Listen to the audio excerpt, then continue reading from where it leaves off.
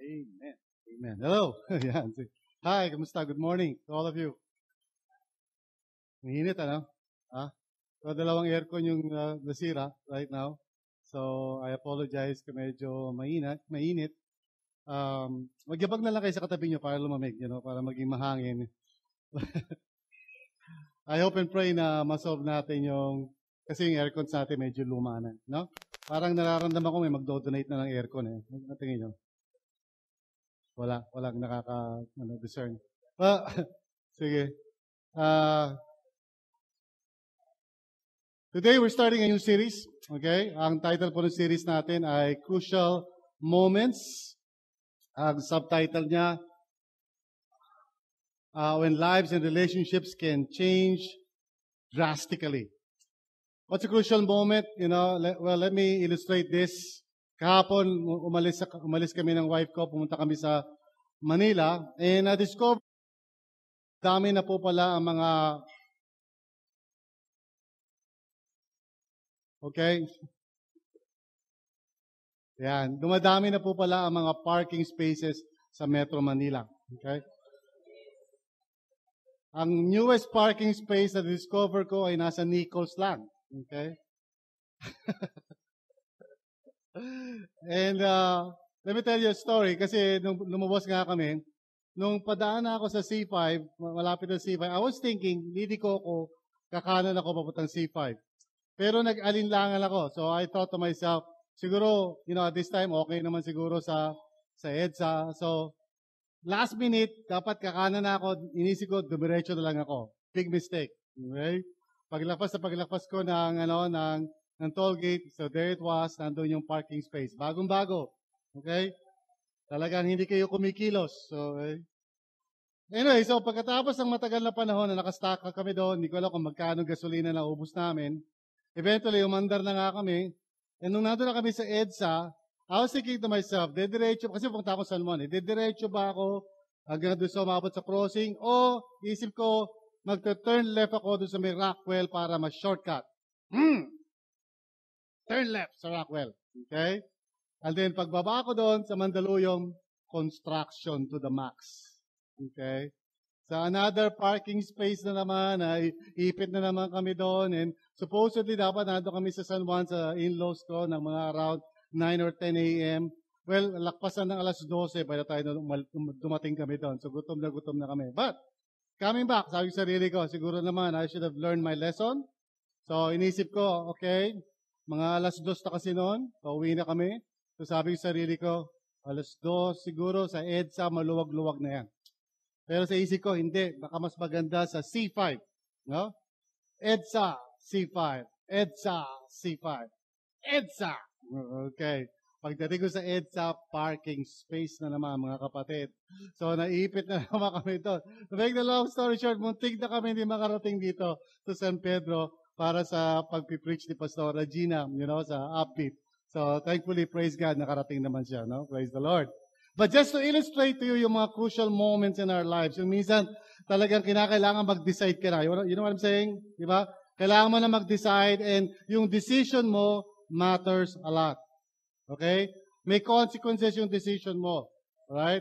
Whatever you decide, hindi yan yung katulad ng ibang mga bagay na carry lang, okay lang, whatever you decide, wala kang problema. If you make a mistake, backtrack lang, ayusin mo lang, But there are moments in our lives na napakahalaga ng decision natin kasi once you make a decision, okay, may consequences yun sa buhay mo. May consequences yun sa mga darating na mga mangyayari. May consequences yun sa mga tao sa paligid mo, not just your own life, but even the lives of others around you. Those are what I call crucial moments. And thankfully, hindi naman lahat ng bagay sa buhay natin ay crucial moment. Hallelujah.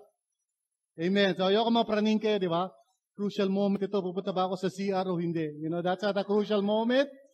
Okay? But there are things in our lives na talagang dapat natin pag-isipan maigi before we make a decision. Because yung decision natin has consequences. So, very situations that I would consider to be a crucial moment in anybody's life. Okay? First of all, is what I call a truth encounter or truth encounters. Okay? Ito yung mga situations wherein God is confronting you with a certain kind of truth o tinuturuan ka niya ng isang bagay that pertains to your relationship with Him or pertains to the reality of His kingdom in your life, at yung response mo is crucial. Because that will determine kung ano yung mga mangyayari susunod. It's not a neutral kind of situation. Hindi yung situation na parang pwede kang, parang indifferent ka. Sige, okay lang, and you don't really care what would happen. Actually, you should care kasi it's a crucial moment. The other one is a testing or a temptation. Yung situation na yun na kailangan pag-isipan mo maigi what you're going to do. Now, maybe you're thinking now, well, madali lang yan, tatanggi lang ako. But we all know, kaya tinawag na temptation yun kasi it's tempting. Nilala ko yung joke na yun. So, the reason bakit tinawag na temptation yun is because it's hard to resist. Okay? Walang temptation na parang walang kakwenta-kwenta. Lahat ng temptation is difficult. Kaya nga siya temptation. Okay? Kaya nga siya test. Kasi, it puts to the test yung view mo about God. It puts to the test yung view mo about the Word of God, yung credibility ni Lord, etc., etc. Mapagkakatiwalaan ba ang Panginoon? Will He actually do what He said He will do? Will it really turn out the way He said it will turn out? Kasi from the way I look at it, mukhang hindi magta-turn out ng ganon. Or from the way I'm seeing things, mukhang parang iba yung nangyayari. Hello, So you are put on a test, and that's a crucial moment. Because what you do from there, okay, will determine a lot of things from that point on. Okay? So, kailangan pag-isipin mo maigi, what do I do with this? Now, it's not as easy as hindi, ganito lang, I just obey God. The truth is, ang hirap minsan to obey God in certain situations. Okay? Meron mga situation na maybe parang elementary lang yan. I'll just do this. God says so. The Bible says so. No problem. I'll just do it. Yun yung mga situation na hindi crucial moment. Kasi alam mo na, it's just very easy. Yung mga situations na parang hindi mo alam. You don't know what to do. And you cannot just figure it out na basta. So you need to weigh the consequences very carefully. And then meron tinatawag na thorns. Because this pertains to relationships that makes it hard for you to stay in the relationship. Okay? I call those thorns. Yun yung mga situation na meron kang, may kasama ka o may karelasyon ka, pero parang sa isip mo, wish mo lang na kunin na siya ni Lord, or iniisip mo na parang, nandito ba yung tao na yan, pwede ba isoli yan, or maybe you're thinking na pwede ba ibalik ka sa sinapupuno ng kanyang nanay, or you're just parang, Lord, why is this person in my life? And what you do from there on matters a lot. And then finally, is transitions. So some of us are at that point in time wherein God is saying, I want you right now to take a step of faith. There's a new thing na gusto kong gawin mo. There's something else I want you to do. But Lord, I'm so comfortable here. I'm just so used to ginagawa ko. I'm just so used to the situation na to. And God is saying, no, I want you to do something else. I'm nervous, Lord. Natatakot ako. I'm afraid. What will happen, etc. And what you do from there on really would matter a lot. Okay? And so, I'm sure there are a lot of crucial moments in life. I just figured itong apat na to would be enough for us to understand yung mga prinsipyo. Okay? So that we will be able to know pag may crucial moments sa life mo, you will be able to just pause and say, teka muna, alright, this is important. I cannot just rush into things. I cannot just make a quick decision, I need to pray. I need to seek guidance. I need to ask people, things like that, Transitions, for example, getting married is a good example of that. Amen? Second, to receiving Jesus, getting married is a major, major transition in your life. Some of you, nagmamadali na kayo to get there. Okay? Talaga yun ang pinagpa-fasting nyo. Okay. But to tell you frankly, it's a major, major transition. Okay, so today, with truth encounters, we're going to talk about truth encounters because this is the kind of crucial moments in life mo that really, para sa akin, this is a make or break thing. Okay? And if you respond correctly, kapag God is confronting you with His reality and with His truth, if you respond correctly, malaki ang consequences nun. Malaki ang significance in your life. Not just your life, but even yung generations to come. Some people, because of their obedience, okay, ang resulta nun is blessing upon blessing in the next generations to come. Others naman, because of their stubbornness and disobedience to God, ang kawawa would be yung mga descendants. Mga tao na hindi pa pinapanganak. Okay? And so you must understand that it's a crucial moment whenever God is teaching you something from His heart or from His word, He's revealing to you something. Paano ka nagre-respond? Dapat ingatan mo maigi yan. Huwag mong babaliwalain whenever you encounter the truth of God, because it's a powerful moment sa life mo. Amen? So let us pray as we talk about this kasi mahalaga ito right now. And I'm sure a lot of you dito, or maybe several of you, right now nandun kayo sa punto that God is just speaking to you very strongly about certain truths. Tapos dinededma mo. O pinipretend mo na hindi ka nakikinig sa Kanya. Please understand, if you're here today, take notice and be careful. Because God is right now giving you an opportunity to walk in His ways. Let's pray. Father, in Jesus' name, tulungan mo kami, Panginoon, today as we think about this matter, Lord, yung truth encounters. I pray that you would speak to us so that, Lord, if ever it does happen or if it is happening ngayon sa buhay namin, that you are confronting us with the truth and reality of your kingdom, nawa hindi kami maging deadma, that we would not walk away from it, that we would not harden our hearts or pretend that we're not hearing. Instead, Panginoon, I pray today, this morning, Lord, let each one become humble enough to say, yes, Lord, amen. Speak to me, Panginoon, and I receive your word. So I pray, O God, magbago ang puso ng bawat isa, that we may become people who gladly receive your truth sa puso namin. In Jesus' name we pray. Everybody say amen. Matthew 13. Matthew 13. It's called the parable of the sower. Now, how many of you have read the parable of the sower? Okay, well, several of you already, praise God. In fact, I preached on it several times now already. But today, I'm going to go back to it. Now, it's found in Matthew 13. Now, Matthew is, of course, one of the disciples of Jesus. Isa siyang tax collector na binago ng Panginoon because of the Word of God. Tinawag lang siya ng Panginoon while doing His work. Nandun lang siya, nangungulekta ng mga taxes, At nung araw, walang pinipilapan na BIR form. Basta, kolekta lang ng kolekta. And some of the kinokolekta, pumunta sa bulsa. So, his former name, Matthew, was Levi. Yan ang pangalan niya dati, Levi. Okay? And then, tinawag siya ng Panginoon, and he responded to God. And praise the Lord, naging isa siya sa 12 disciples to Jesus. Now, he wrote a gospel or a story about Jesus. And this is found in Matthew 13, which means almost midway na dun sa buong libro. Okay? The whole book of Matthew is 28 chapters. For those of you na hindi nyo alam, okay?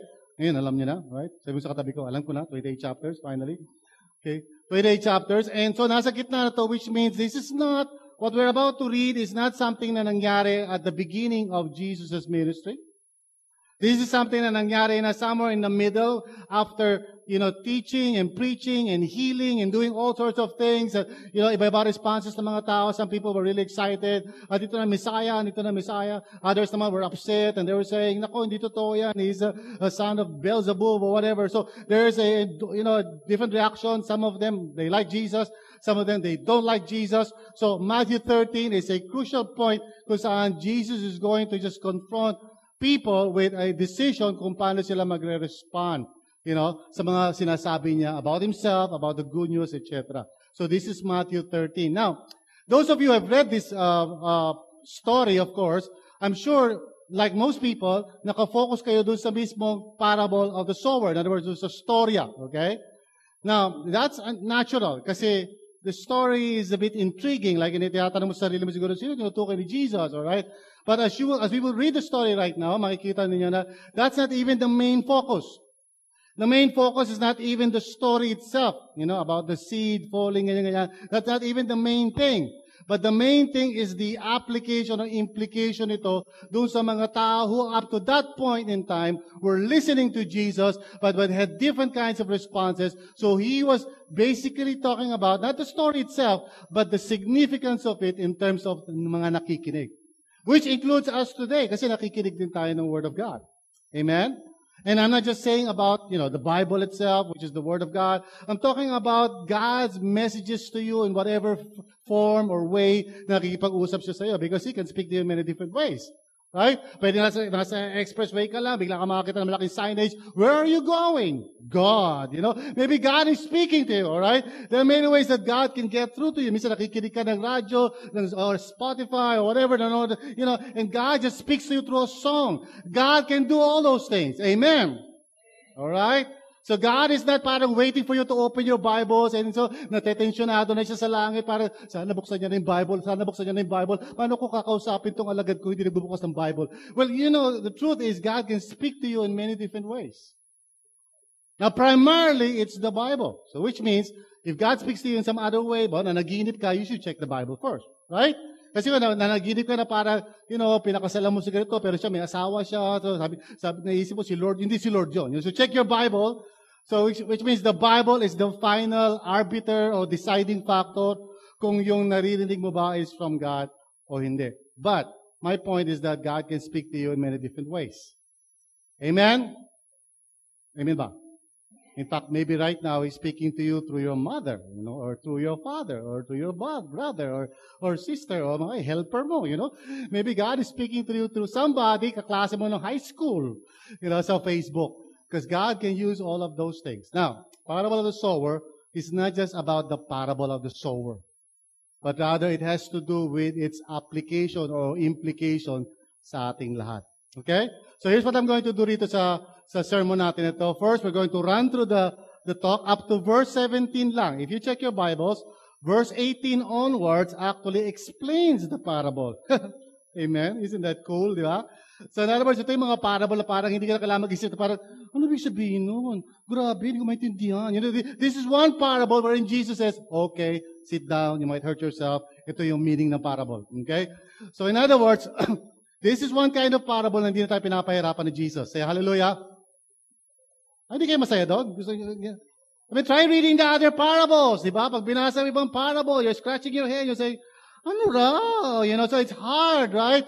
But this one parable, si Jesus actually says, okay guys, sit down. Ito ibig sabihin ng parable. So you'll find it in verse 18 onwards in chapter 13.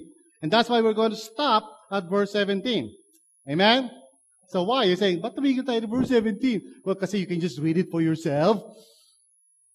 Amen? Alright, madali lang intindihin yung parable because that's not the point. The point is not the meaning of the parable. The point is, how do you now apply this ngayon tayo, especially dun sa mga tinatawag kong truth encounters.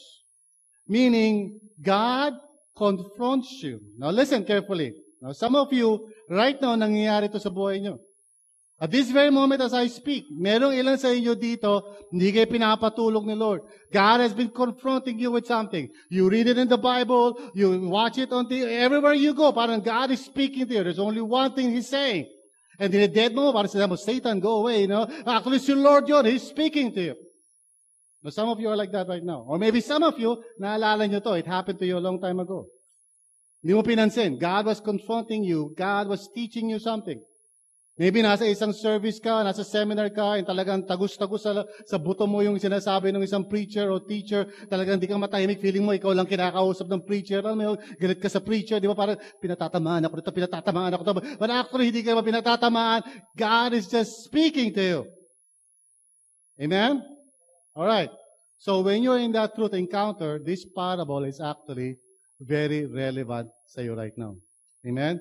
Kasi how you respond to this truth encounter na nangyayari ngayon will have a significant impact sa life mo in the days to come, and maybe even not just your life, but the life of other people around you, family mo and everybody. Okay? Now, if this is something na past na sa'yo, nangyari na sa'yo to before, you can relate to this. You begin to understand, kaya pala. You know what I'm saying? No? Diba? Yung realization na, ganun pala yun. So, now you understand. Amen? Na anong purpose ng Lord? Bakit ka pinapaunawa? Para yung susunod, are you with me? Susunod, which may be bukas, maybe ngayon, susunod. And God will do it again. And you will say, look ko ba yan? And God says, yes, hindi si Lord yan. Ba't pinagagawa ni Lord sa akin yan? Magbigay daw ako sa Panginoon? Hindi kay Lord yan. I rebuke that in Jesus' name. The next time it happens, you would say, yes, Lord. Because how you respond determines what will happen next. Amen? So let's go to the story. Are you ready? So what I'm going to do, basahin lang natin sandali, and then I'm just going to summarize it into 3 observations na napansin ko doon sa passage na yon. And then I would end with 1 principle that I believe na kailangan talaga ilagay mo sa puso mo. Amen? Because this may be something na sinabi sa iyo ni Lord ngayon because of what's going on in your life. Or maybe He's telling you this kasi there was something na sinabi sa iyo before na hindi mo pinansin. And so God is speaking to you right now. Or it may be something na sinasabi sa iyo ng Panginoon. So abangan nyo yun, yung huling-huling sasabihin ko, abangan nyo. Because that may be something na gusto niya maalala mo a few days from now. When God reveals His truth to you. Amen? Are you with me so far? Okay. Let's read the passage. That same day, Jesus went out of the house and sat by the lake. And rabbis during that time, pag nagtuturo sila, they sit. So, nainggit ako nung panahon na yon. They sit, okay? Because today, I cannot sit. I have to stand up. Such large crowds gathered around Him that He got into a boat and sat in it while all the people stood on the shore. Okay? So, huwag kayo mag-complain kung medyo mainit. Nung araw, nakaupo sila sa sa beach, sa mga bato-bato. Okay, so you're now fortunate kasi may silya kayo. Amen? Then He told them many things in parables. In other words, this is just one of those things. What we're about to read is just one of the parables. Marami siya sinabing parable. A parable is simply a story, an illustration. Okay? It's like parang nag-example ka. So that's what a parable means. It means you throw it alongside. The para means alongside. Bole means you throw it. Okay? So it's something that you throw alongside another principle para ma-illustrate. Okay? It's a parable.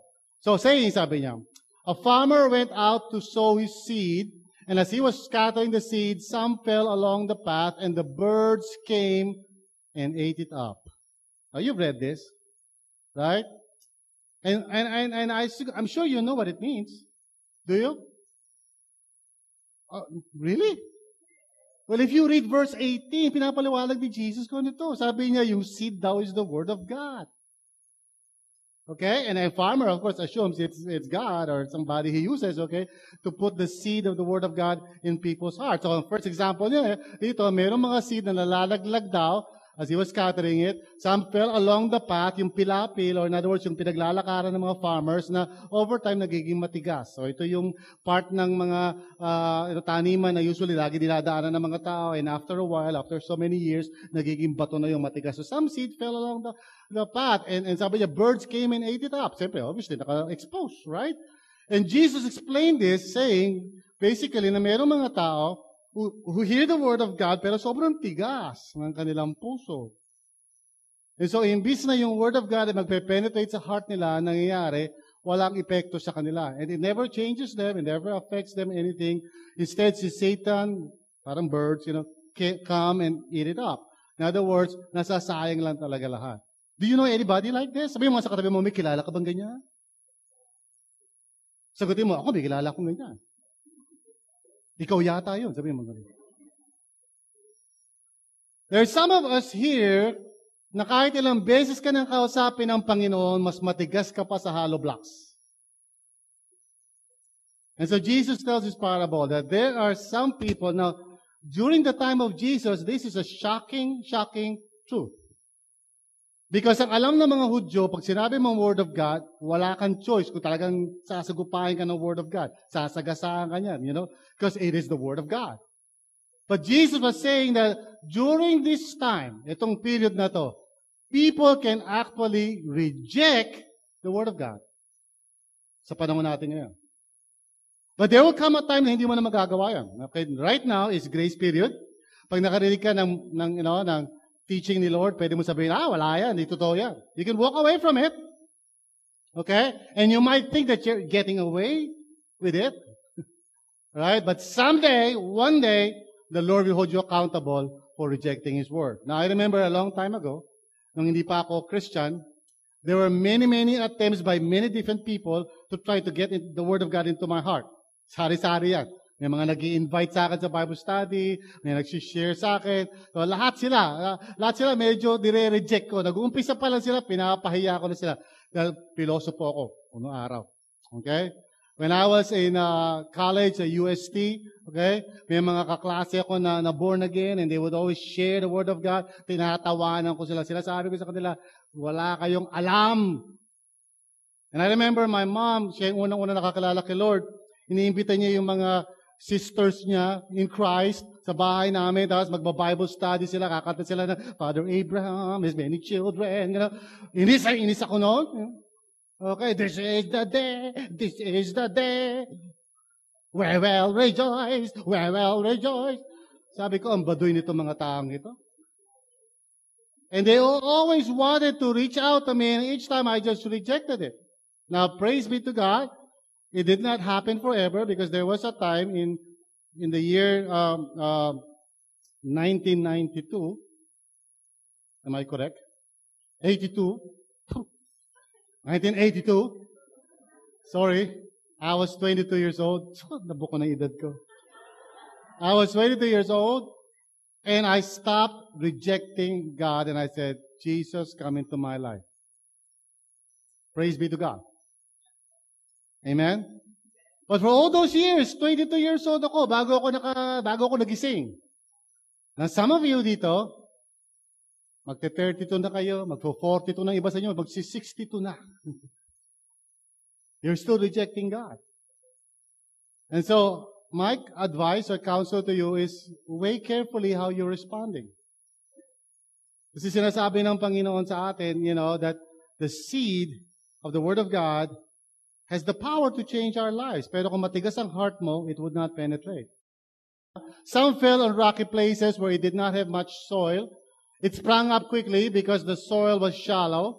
But when the sun came up, the plants were scorched and they withered because they had no root. Again, Jesus explains this. Sabi niya, madali lang paliwanag dyan. Ito yung mga believers at first excited, pagkatapos sa Freedom Day, sabi, hindi po ako ni Lord. You know, so, but then, you know, konting trial, konting testing, konting persecution. Ano ba yung mga sinalihan mo na yan? Ba't ka nagbo-born against? Di mo ba alam na tayong pamilya natin, sarado, kandado, selyado, abogado? And you give up. You give up your faith. You stop following Jesus. Bakit? Kasi mababaw. Hindi nag-take root. And one of the things that is very difficult to assess when you have a crowd like this, hindi mo kasi alam kung sino yung mababaw, sino yung malalim. Malalaman mo lang later pag nawala na yung si ganito o si ganyan. Tapos pag tinanong mo, bakit wala na si ganito? Eh kasi namaga yung kanyang kuko eh. Ayaw niya na mag-follow kay Jesus. Or kasi ganito na-frustrate siya kasi yung boyfriend niya, iniiwan siya. O kasi si ganito, ewan ko, nag-pray siya, hindi sinagot ni Lord, so na-disappoint siya kay Lord, so he's no longer a Christian. There are people right now in every church na mabababaw lahat ng faith. It never really took root sa hearts nila. They heard a little bit, pero not enough to really understand.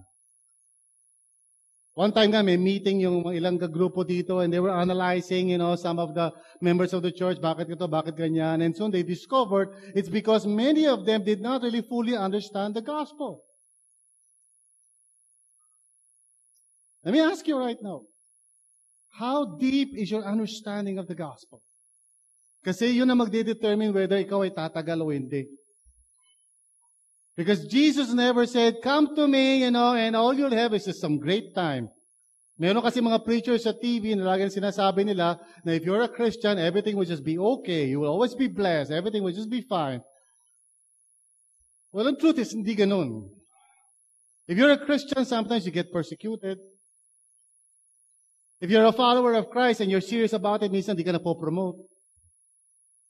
Sometimes when you take seriously the Lord Jesus Christ and His commands, minsan hindi ka nagiging popular sa eskwelahan, or maybe some of your friends will walk away from you. It's not fun. Yeah, I'm sure there are blessings, of course. I know, pag ikaw ay follower ni Christ, may mga blessing yan. But also, meron ding mga kasamang difficulties. When you have to make a choice. Minsan mo sinabi ng boyfriend mo, ibigay mo sa akin lahat kung mahal mo ko, and you say, sorry, I cannot do that because I love Jesus. Bye-bye, boyfriend. Things like that do happen, di ba? And so, sabi ni Jesus, may mga taong gano'n, mababaw yung faith nila. And so, pag nagkaroon ng konting difficulty, which is symbolized by the sun coming up, other seeds, sabi niya, fell among thorns, which grew up and choked the plants. Now, I know this. Kaya liwanag ni Jesus to. Kung itutukoy niya rito. Ito yung mga tao na narinig nila yung Word of God. Of course, bisa okay lang sila. But then, after a while, dahil sa mga worries of this life, dahil sa mga perang, kailangan kumita, naintindihan mo naman ako, pastor, kailangan natin kumita, kailangan may bayaran ako. Alam mo naman, pastor, naunawaan mo naman kami. And pretty soon, they are no longer following the Lord as devotedly as before. I know this. It happened to me in my life. Nung ako ay nakakilala sa Panginoon at the age of 22, isa lang ang prayer ko, Lord, please give me a job. I was really praying to God, say, God, please give me a job. So for about 2 years, wala talaga akong job. Okay? And I was asking the Lord, na please, please, please, please. And then the Lord gave me a job. Hallelujah! And so, nung nagkaroon ako ng job, siyempre, what happens when you get a job? Well, you work. Diba? You get a job, diba? So you start to work. And siyempre, pag nag-work ka na, you become busy. And of course, hindi naman puro busy yun kasi susweldo ka na. Yun ang fun part doon. Dahil pag sumweldo ka na, mabibili mo na lahat at pinapangarap mo. Yung dati dinadaan-daanan mo na sa festival. Ngayon, mabibili mo na siya because you have money. And now you can go to places na gusto mong puntahan na dati di mo mapunta, pinanood mo lang, nandun ka lang sa labas ng salamin. But now you can get inside. You can buy those things. At yung sinasabi ni Jesus, some believers, because of worldliness, because of their love for the world, now there's nothing wrong with having a job, there's nothing wrong with having money, there's nothing wrong with getting a career, if you know your priorities, if you know who Jesus is, if you know that there is something more important than all of these things put together, and that is the kingdom of God. Kapag alam mo yun, it's okay to have a job, to have a career, because you can be Christ-centered in a career, in a job. You can be the best in your work and still be Christ-centered. That is possible. I've seen it. But I've also seen people lose their way na nagkatrabaho na sila. I've also seen people na kinompromise na nila yung kanilang values simply because gusto nila ma-promote. I've seen people na wala na silang time para mag-pray or magbasa ng Bible because of there's so many things to do at work. I've seen those things happen. And Jesus tells us na nangyayari yun. And then he ends with this, still other seed fell on good soil where it produced a crop 160 or 30 times what was sown. And of course, it's very easy now to understand. At tinutukoy niya yung mga tao, nung narinig nila yung katotohanan, nung narinig nila yung Word of God, instead of rejecting, instead of mababaw lang, talagang tinanggap nila, binuo nila sa puso nila, and they really responded and said, God, I need this truth in my life. I'm going to apply it. So nangyari doon, nagbunga sila. Nagkaroon ng resulta yun sa life nila. Because let me tell you something, sa lahat ng mga binanggit ni Jesus, isang seed lang yun. The same Word of God has the power to change each of those soils. Pero only one soil benefited from the seed. At yung soil na yun, yung sinasabing mataba. In other words, ready to receive the Word. And then he ends with this, whoever has ears, let him hear. Tignan mo yung katabi mo kung may ears siya. Just check mo lang. Well, the parable does not refer to that. He's not referring to physical ears. He's talking about spiritual ears. Sabi ni Jesus, can you really hear what I'm saying? Do you have the openness of heart to receive kung ano yung sinasabi ko sa iyo? That's what Jesus is saying. And He's saying the same thing sa atin. Alright? So, and here's the sudden twist na para almost unexpected na minsan mga tao di nga nila nababasa to. But here, look at verse 10. The disciples came to Him and asked, what do you mean by this parable? No? What is the meaning of the parable? No? It says, why? Why do you speak to the people in parables? That was the question. Hindi yung what is the meaning of the parable? Why are you speaking to people in parables? In other words, the whole parable is not meant na para, isipin natin, ano kaya yung seed? Ano kaya yung tsura ng seed? Mahaba ba yung seed? May ba yung seed? Ano ba ito? He's not telling us really about the story itself, but its implications. Lord, why? Bakit may ganitong parable? And he begins, sabi ni Jesus, he replied, because the knowledge of the secrets of the kingdom of heaven has been given to you, but not to them. Boom, panis. Here's why, sabi ni Jesus. The reason bakit ako nagpasalita sa mga tao ng parables, or the reason bakit minsan may mga tao hindi nila mag-gets, or the reason bakit ilan sa atin dito pa nagbabasa tayo ng Bible, or say, ano ba ito? Puro paminta, Or the reason why minsan nakikinig ka sa sermon, tapos nakatungangan ka sa akin, parang, ano raw? And the reason why minsan sometimes may mga decisions ka at mali yung decisions mo, bagamat ilang taon ka na umaattend ng church, nakikinig ka lagi ng sermon, tapos lahat ng decision mo palpak, and you say, bakit ganoon? Or you're asking yourself, bakit ang gulo-gulo ng pamilya ko, pero Christian naman ako? There is a reason why. And he's saying that to some people, he gives the grace to understand yung secrets of the kingdom of God. Now, don't get put off by the word secret. Hindi ibig sabihin na parang tinanong mo si Lord, Lord, anong kalooban mo sa akin? Secret. Hindi yun ang ibig sabihin nun. Ang ibig sabihin ng secret is that this is not the reality of God's kingdom or the reality of the universe as it really is something na hindi mo malalaman unless God tells you. Yun ang ibig sabihin ng secret. Amen? In other words, there is a reality sa mundong ito na hindi alam ng ibang mga tao. They think ganito, they think the world is like this and like that. Pero God is saying, no, the world is not like that. For example, man does not live by bread alone, but by every word that comes from the mouth of God. That is the reality. Now, anong reality sa mundong ito? Iniisip natin, well, kailangan ko kumain, kailangan ko mabuhay. And so God says, no, that's not the reality. Here's the reality. Man does not live by bread alone. In other words, kahit anong gawin mong pagpapagal, you will not experience real life. Gets? This is the truth. This is the reality. Pero sasabihin ng mga tao sa paligid mo, oy, kung mag-aaral ka, malaking kikitain, makapunta tayo sa Amerika. That's what they say because that's their reality. But the reality of God is this. Man does not live by bread alone, but by every word that comes from the mouth of God. This is a secret. He's revealing it to people so that they may be set free. Kasi I'm sure lahat kayo dito, when you were young, di ba, sinasabi sa iyo ng mga magulang niya, di ba, lalo pag Pasko na, di ba, lagay mo yung medyas mo dyan. Kasi mamayang gabi, pupunta si Santa Claus dyan, lalagyan ng gifts. Ay, bata ka, sila kaya. Pupunta dyan, may gift si Santa Claus. Anong gusto mong gift? Pag-pray natin kay Santa Claus, nabigyan ka ng train. Santa Claus, bigyan mo ako ng train. Following day, pagbukas, makita mo yung may gift. Narinig ako ng Santa Claus, and you open it, and there was a train. You say, Santa Claus, thank you, Santa Claus. But now you're grown up, and if somebody were to tell you, Pasko na, maglagay ka ng medyas kasi dadating si Santa Claus. Titingnan mo yung tao na yung mula ulo hanggang paa, like, okay ka lang? Why? Because you know the reality. Let me tell you something. Maraming bagay sa mundong ito that we are deceived. The world tells us na ganito, ganyan. But that's not the truth. Ano ang truth? It's in the Word of God. Andun yung truth. Amen?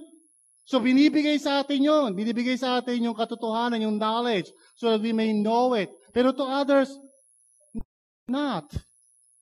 Question, bakit? Kawawa naman sila, Lord. How many of you have tried sharing to people about God? Sino nag-try na? Okay. Maybe some of you were successful. But how many of you dito, nagtatry ka magpaliwanag, lumalabas na yung litid mo, nangingitim ka na, okay, dati maputi ka, maitim ka na, okay, mangitim ka ngayon, namumuti ka na, and you tried your very best, pero parang wala silang mag-get. How many of you have done that? You tried sharing something to somebody, and nakatunganga lang sila, they just don't understand. Diba? Parang sinasabi mo, mahal ka ni Jesus. Ano ka mo? Mahal ka ni Lord. He died for you. Ano sabi mo? He died for you. Ano raw? Why is it that some people cannot receive? Whoever has, sabi niya, will be given more, and they will have an abundance. And whoever does not have, even what they have will be taken from them. So yung sinasabi ni Jesus, hindi mo kailangan malaman lahat. But whenever God tells you something, a simple truth, gusto niya na mag-respond ka faithfully to that. Kasi pag nag-respond ka faithfully, you say, Lord, thank you. Dito sa pinarealize mo sa akin, I will take this, I will receive this, I will live by it. So sabihin sa iyo ng Panginoon, okay, well done. Here's another truth. See, the reason bakit may mga Christians na parang kahit maiksi pa lang sila sa Panginoon, parang ang mature na nila at ang dami na nilang ginagawa sa Panginoon and they're growing, is because of that, because of their faithfulness. Kasi ito'y merong i-reveal sa kanila si Lord, nagiging faithful sila, they receive it and they live by it and it causes fruit sa buhay nila. Pero meron mga tao, alright, don't get offended. May mga tao, ang tagal mo na sa Panginoon, tinubuhan ka na ng ugat sa RLCC, but because of your attitude, hanggang ngayon, immature ka pa rin. Why? Because minsan may sinasabi sa si Lord na isang bagay lang. Stop that vice. Isang bagay lang. Leave that kind of lifestyle. Isang bagay lang. He say, learn to honor me with the first fruits of your wealth. Isang bagay lang. Ang tigas ng ulo mo. And so you stop right there from growing. And sometimes, minsan, the worst thing happens. Sabi ni Jesus. Pag hindi ka obedient, minsan yung kahit na alam mo na isang bagay, nawawala na rin sa'yo. I mean, I have talked with people na dati kasama ko sa ministry. Pero pagkausap ko sila ngayon, nag-uusok sila, nagiinom sila. Pag tinakausap ko sila about the Lord, it seems na parang wala sila ka-idea of what I'm talking about. Samantalang dati, magkasama kami. What has happened? Now, some of us dito need to be very careful. Kasi every time na nangungusap sa Israel is giving you a chance to grow. Amen? Now, this is why I speak to them in parables, sabi ni Jesus. Though seeing, they do not see. Though hearing, they do not hear or understand. Meaning to say, lahat naman talaga tayo, if we're going to be faithful, kaya naman natin maintindihan talaga yung sinasabi ni Lord. The only reason ba't di mo maintindihan kasi ayaw mo talagang intindihin. And you cannot say, excuse na hindi ko alam kasi gusto ng Panginoon na malaman mo. Amen? So He wants you to understand. Pero ang point is, minsan ayaw mo talaga siyang intindihin. Kasi alam mo yung implication. Alam mo, pag naunawaan mo isang bagay, you may have to act. And sometimes you don't want to act. Ayaw mo, hiwalay yung tao na even though yung tao na yun is bringing you to a place na ayaw mo dapat puntahan kasi ayaw ni Lord na pumunta ka doon. Pero yung tao na yun, mahal mo kasi, so He's bringing you to that place na hindi mo dapat puntahan. Ayaw mong bitawan siya. Sabi ni Lord, bitawan mo yung relationship na yan. Trust in me, I'll give you somebody better. Ayaw mong bitawan. And so, you're suffering because you are resisting God. And so therefore, nagtataka ka, bakit nakikinig ako ng sermon, wala akong mapakinggan? Wala akong maintindihan. Ang linaw-linaw naman ng paliwanag ni Pastor Bong. Amen? Pero bakit minsan nakatingin ka sa akin na parang wala kang nagigets? It's because of your disobedience. Kasi may sinabi na sa iyo si Lord, maraming beses na. And some of you are getting mad at me kasi parang feeling mo pinatatamaan kita. I'm not. I'm just telling you the truth. Amen? May tao ba rito? Sabi mo sa katabi mo, ikaw yata ka nakausap ni Pastor. In them is fulfilled the prophecy of Isaiah. You will be ever hearing, but never understanding. Isn't that frustrating? You will be ever seeing, but never perceiving. In other words, nandiyan ka, you're being given a chance by God to know the truth of His kingdom. Marami kang opportunities pag nasa RLCC ka, daming learning opportunities. In fact, somebody was asking me one time, sabi niya, Pastor, bakit sa mga grupo niyo walang mga Bible study? Sabi ko sa RLCC, sa Katerba na ang Bible study. Okay? Kaya gusto namin sa grupo namin, mag-develop sila ng relationships nila. Amen? Now, ang daming opportunity to study. In fact, panay nga post ako ng post sa Facebook, minsan, try this out. Matututo kayo rito. Dead lang ako ng mga tao. I'm telling them, get this, or study this, Nag-create ako ng RLCC Connect and then I put all the learnings there and nobody looks at it.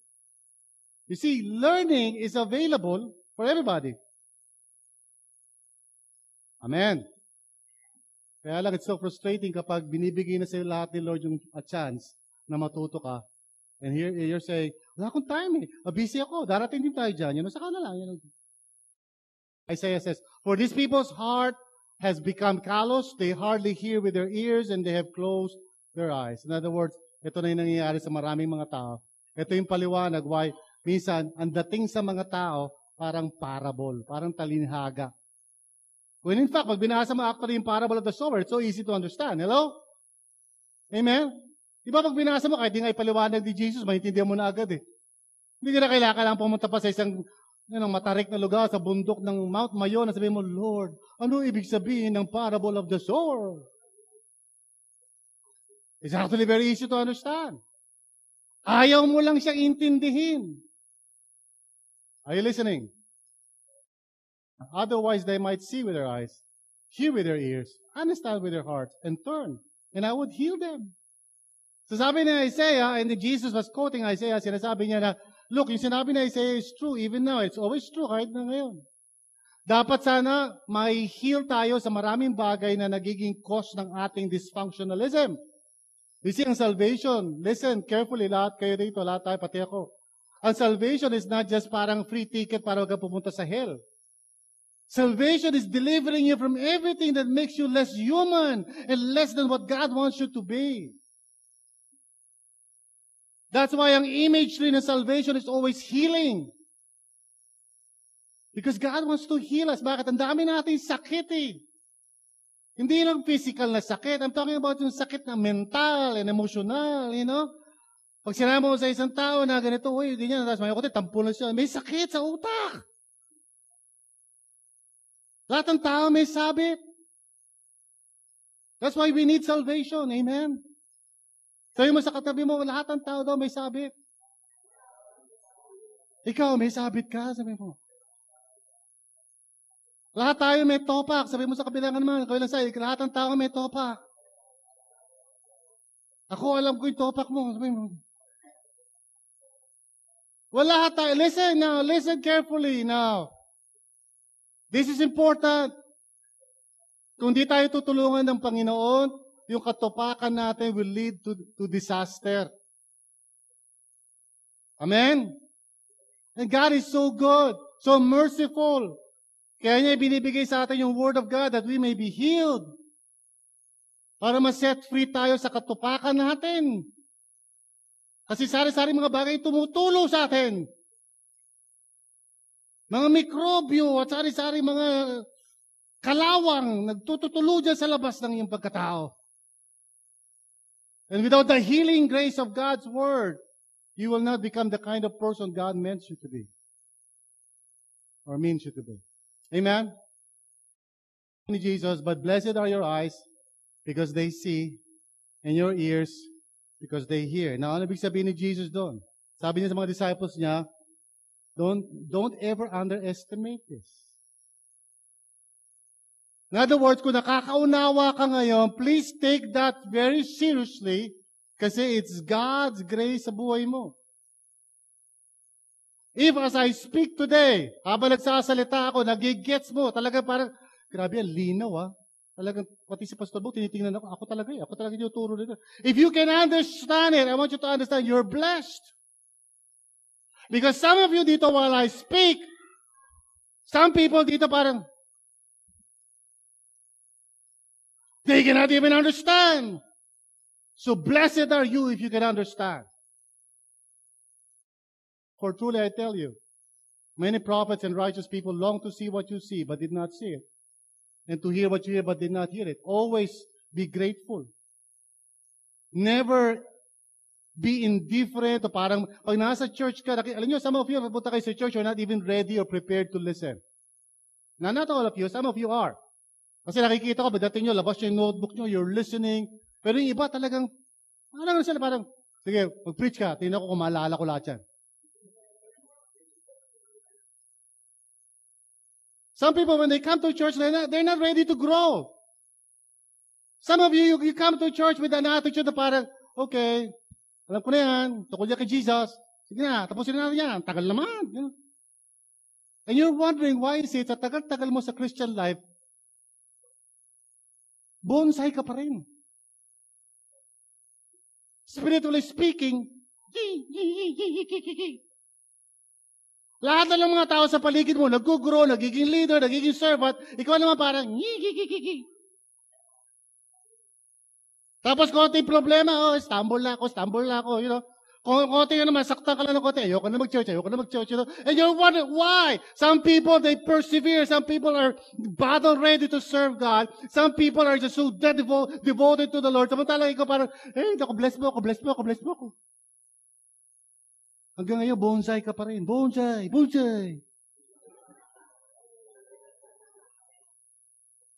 You're a Christian bonsai. Arigato. So, pag nakakaunawa ka, that is a responsibility. Amen? So let me just give you the three. Okay, first. Revelation is a gift. Amen? Ituring mo na gift. Pag binigyan ka ng gift, pahalagahan mo yon, right? Amen? So every time na nakakaunawa ka, every time na nakaka-receive ka kay Lord, dapat pasalamat ka. You should jot it down and write it down. Well, na-realize ko to, natutunan ko to sa Sunday service. You can write it down. Be faithful with it.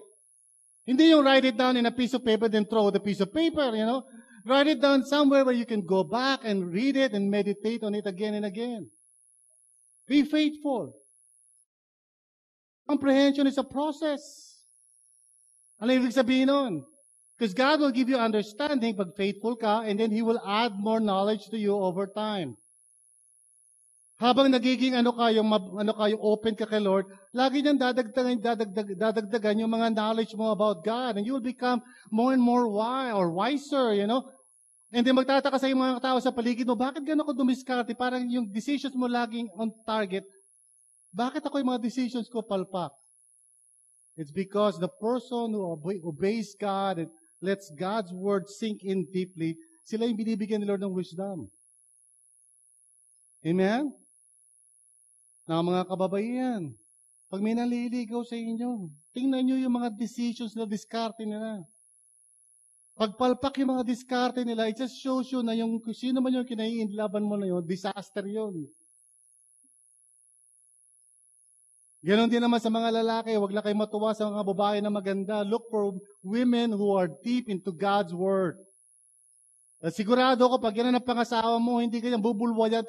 You know, hindi yan parang speaker sa umaga. Yan yung mga tipong paggising mo parang nasa langit ka. Kasi katabi mo parang, wow, nasa langit. Tulog pa eh.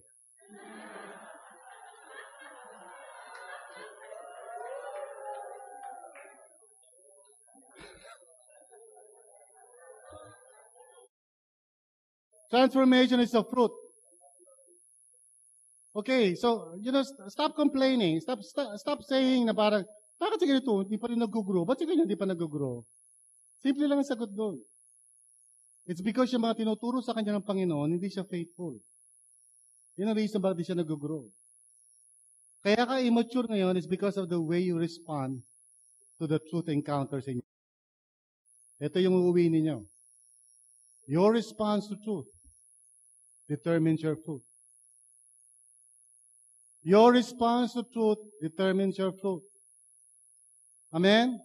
Today, sa napakinggan mo, if you're faithful, you say, God, I receive this word into my life. Let me tell you, sa mga darating na araw, you will see fruit. Pero kung dinededmo mo lang yung mga napapakinggan mo, pasok doon, labas doon, pag uwi mo, wala na, nakalimutan mo na, si Jollibee ka na mamayang konti, nanood ka na ng sine, o naman yung ginagawa mo. And if somebody were to ask you, ano tinuro sa'yo ni Lord kanina sa Sunday service? Tukol kay Jesus? You know, so it shows you did not learn anything. Amen?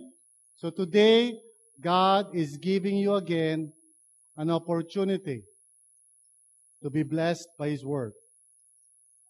Amen? It's your call. Anong response mo? Will you stand up right now? Will you stand up right now? Will you stand up right now?